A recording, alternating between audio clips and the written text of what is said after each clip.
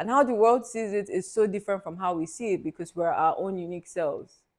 So if I'm coming from a place of self motivation, coming from a place of my uniqueness, and then I put stuff out there, I would not expect that the world would perceive it in the exact same way that I would perceive it. So self motivation has a shortcoming, which is attachment to outcomes.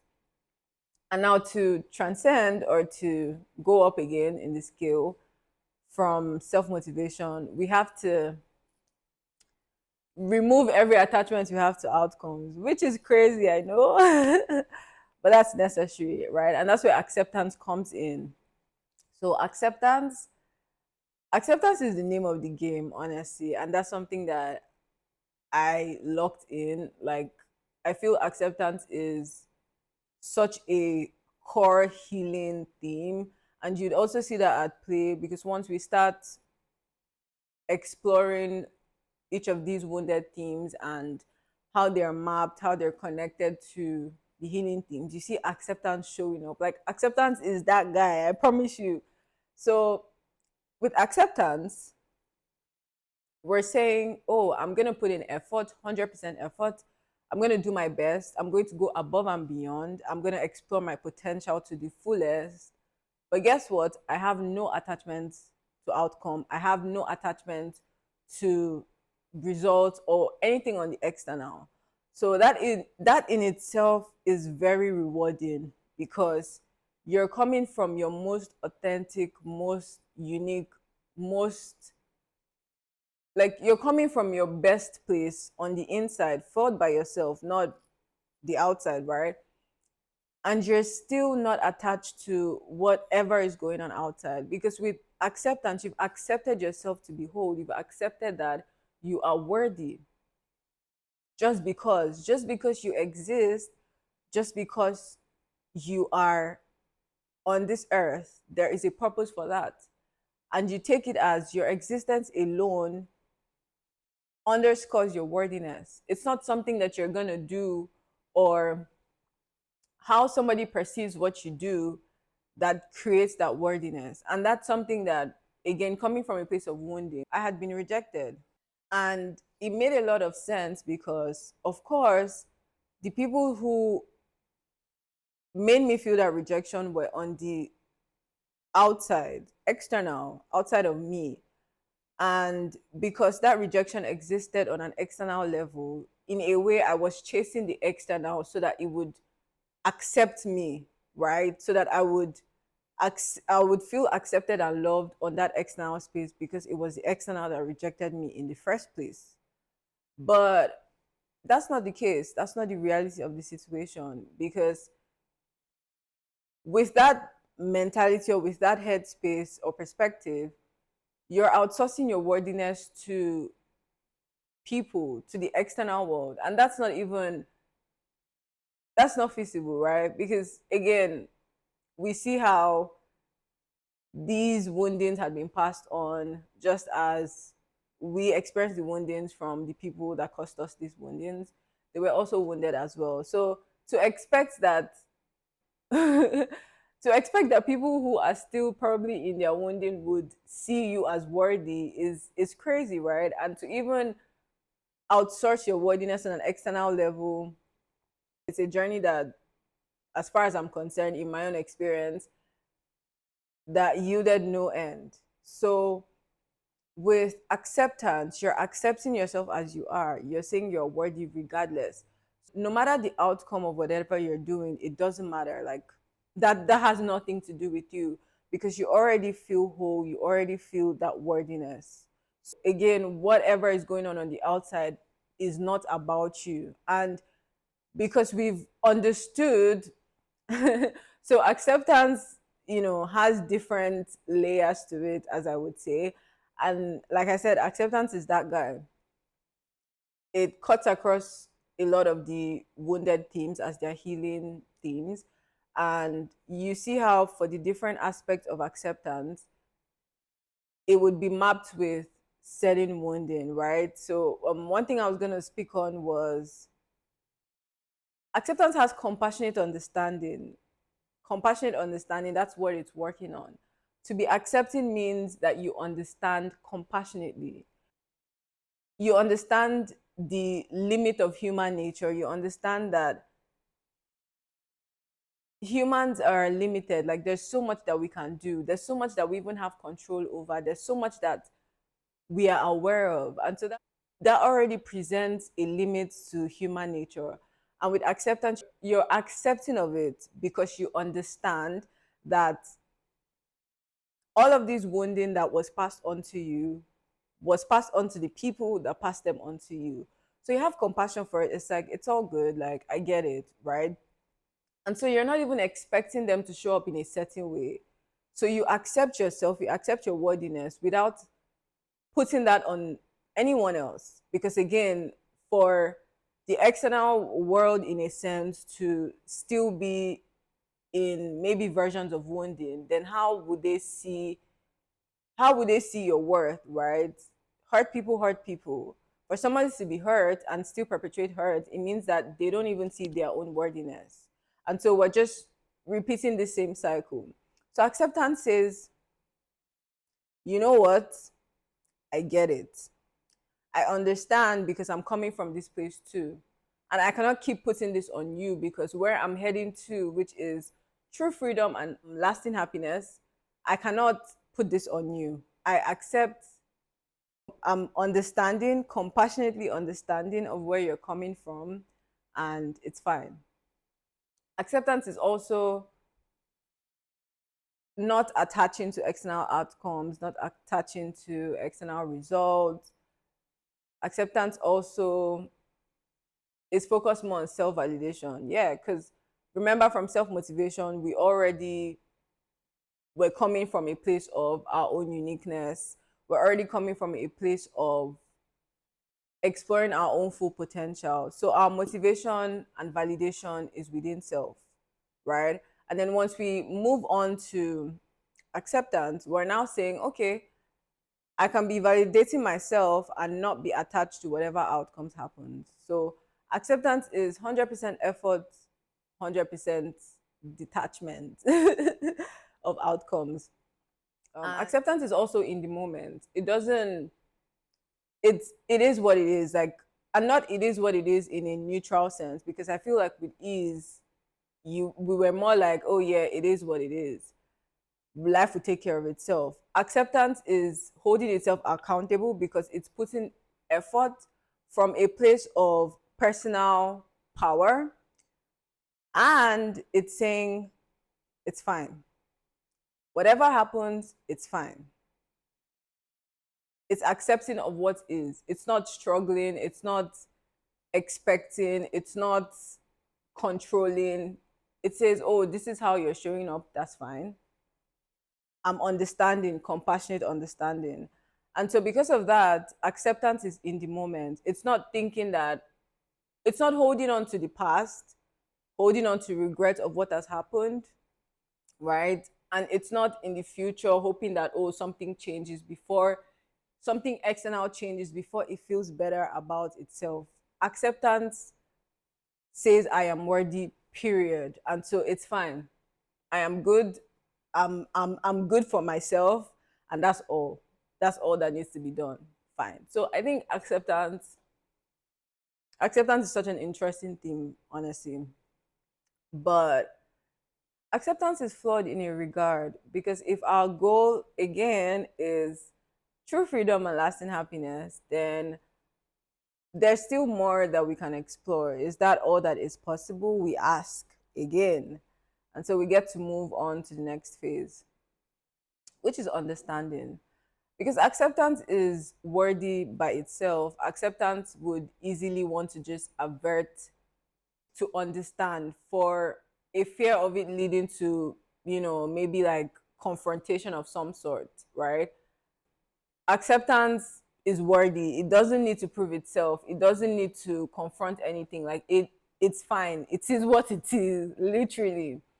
With acceptance, you accept yourself, you accept other people without any, like, there's no conversation. It's fine.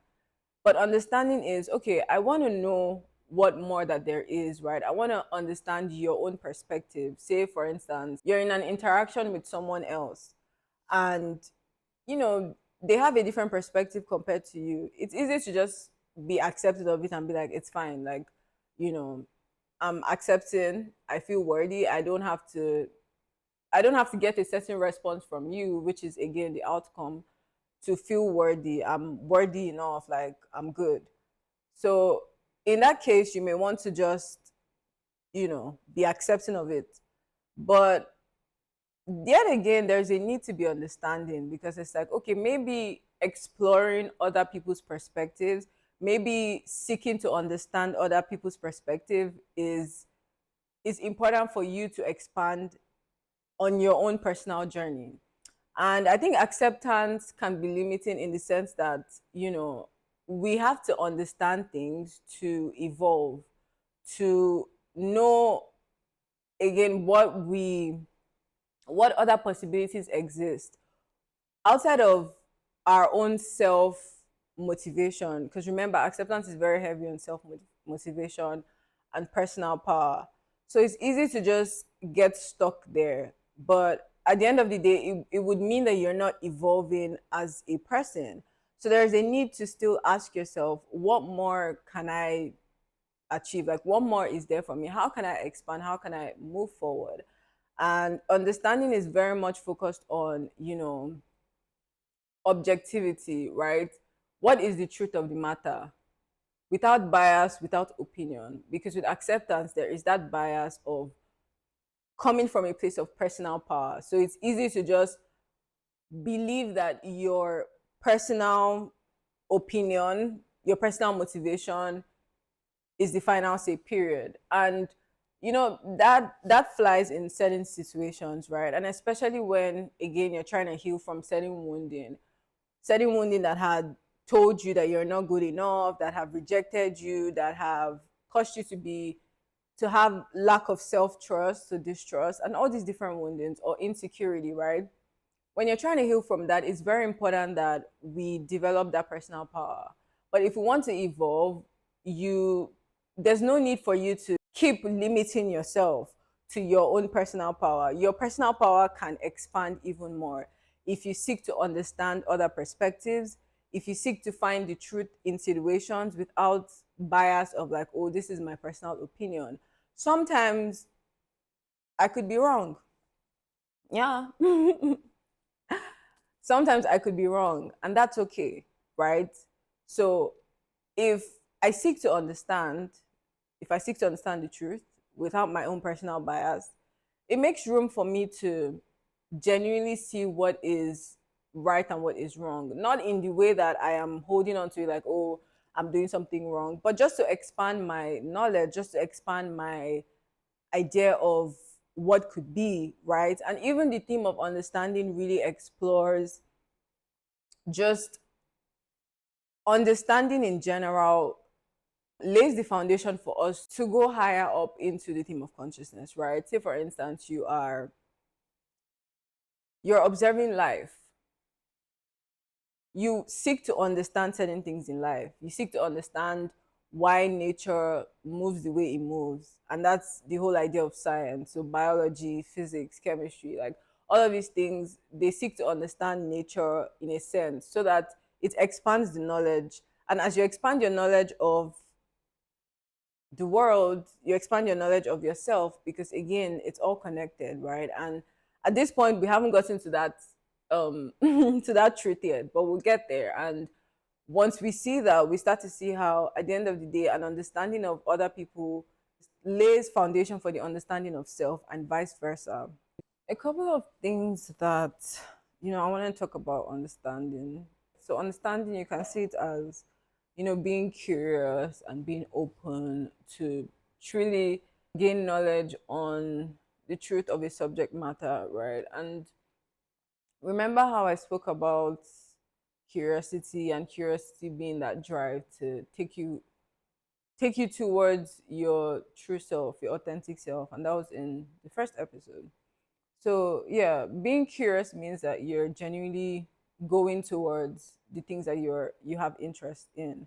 And that's really important as we evolve, as we move up to the true self, right?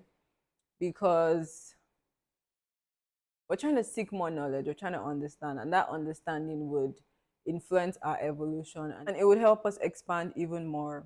Again, if we're so focused on, okay, this is my personal opinion, this is what I think, this is what I know, this is coming from a place of personal introspection, then that could also be limiting. Not saying it is limiting, but it could be limiting. And if we hope to evolve and expand, there is a need to be open to seek more knowledge, be curious enough to go after things that pique our interest and to understand why things are the way they are. And even as we explore ourselves, as we explore these different wounding themes, as well as the healing themes, there's a need to ask questions, right? And that's what understanding seeks.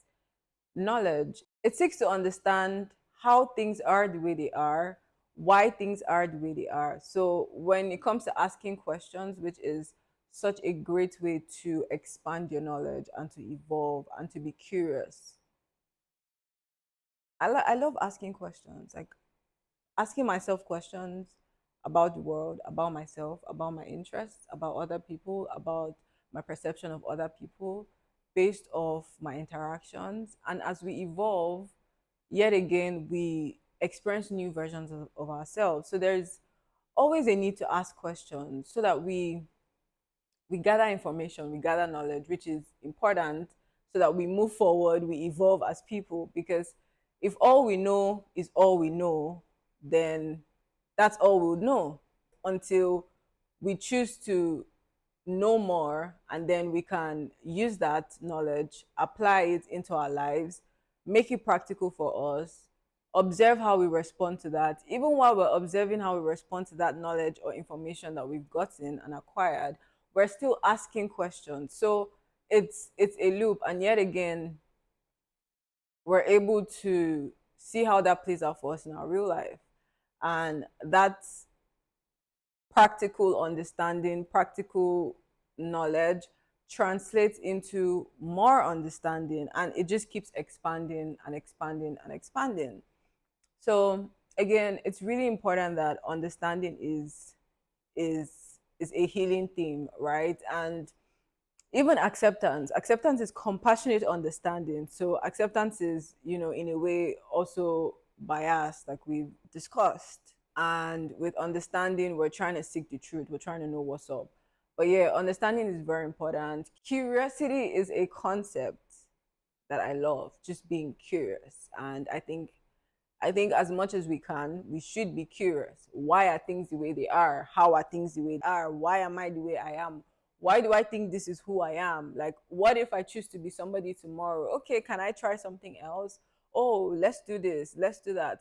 And that's such a scientific perspective to life, because scientists like to carry out experiments. A scientific guess, hypothesis, which is usually a question. Think about it like a research question, and you go and you observe, you run the experiment, however the experiment is, you observe, and you come back and you get your answer, right? And you expand your knowledge, and you go back again and you ask another question, and you run the experiment, you observe, you get your result, you gain more knowledge or information, you come back again, you ask another question. So yeah, it's a cycle. And that's really important. I think embodying that scientific nature of knowledge seeking, of curiosity as our everyday life helps us expand, helps us explore, helps us just find our sweet spot in life. And yet again, again and again and again, we're ever evolving. There's no end to this. It's a journey. So as much as you want to ask questions, you ask. But to everything, there's a shortcoming, right? Right. So understanding definitely has its own shortcomings. And two things I would mention.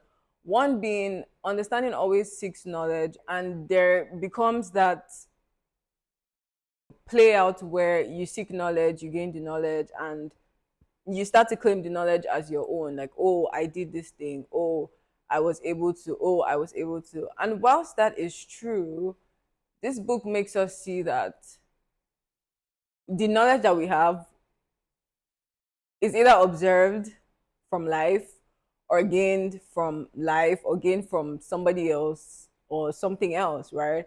And so no knowledge is inherently your own. Even though you have access to it, it's not necessarily yours. A good example, I've been exploring The Inner Work, right, which is a book that changed my life. And I'm sharing that and I'm sharing my perspective about the inner work. So, The Inner Work is a book and it was written by Matt and Ash. Now, I've been able to gain even more knowledge from expanding my understanding of life in general to reading the book and reinforcing that. Based off these things, would I claim the knowledge I got from the inner work to be my own? That's a good question because my understanding of the book is a reflection of the knowledge that I had previously. The knowledge I had previously, I cannot also say it's my own because somehow, some way, the knowledge was passed on to me in some form, right? Be it observation, be it direct conversation, be it reading a book, whatever it is. Nothing was inherently my own in a sense. As much as I have accumulated this knowledge to this point, it's still not my own, right? And we see how in life there is a constant influence from everyone around you, from the things that you read, the things that you consume. They say you are what you consume. Yes, that's true. There is that constant influence at play. And to think that, you start to claim knowledge as your own becomes a shortcoming of understanding in itself as a theme. And that's what the book made us see, that at the end of the day, there is a greater knowledge at play. There is a greater intelligence at play. And you can think about it like God, you can think about it like the divine, you can think about it like source, however you choose to tag it as. But there is a greater intelligence at play that brings everything together in the way that it happens. I remember me saying, oh, yeah, so much is out of our control in life, and so many things change, and we can only control the things that we can, which is our response, which is accepting of these things and how we choose to, move forward, right? And so when we think about the concept of life and how things actually happen that we cannot explain, right?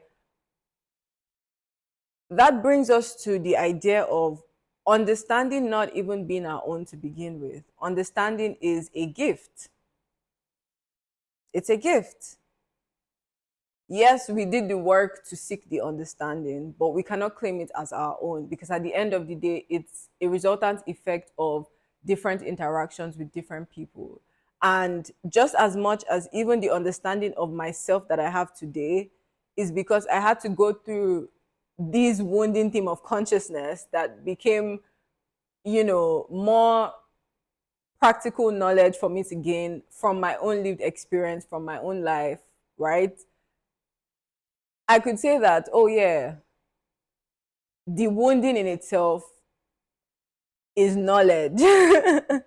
It is knowledge, right? It's knowledge from your own life, the things that have happened to you. And again, seeing how these things weren't even ours to begin with, they were passed on to us. And so in that same line, in that same vein, the knowledge that is a resultant effect of these experiences are not ours either. So yeah, as much as we want to claim these things, there's all these different layers to it that makes us see how it's more about a connection, it's more about a oneness, it's more about a bigger picture than it is about us, right? And I think that's why it was important that we moved from that place of personal power to seeking beyond personal power, seeking knowledge beyond personal power.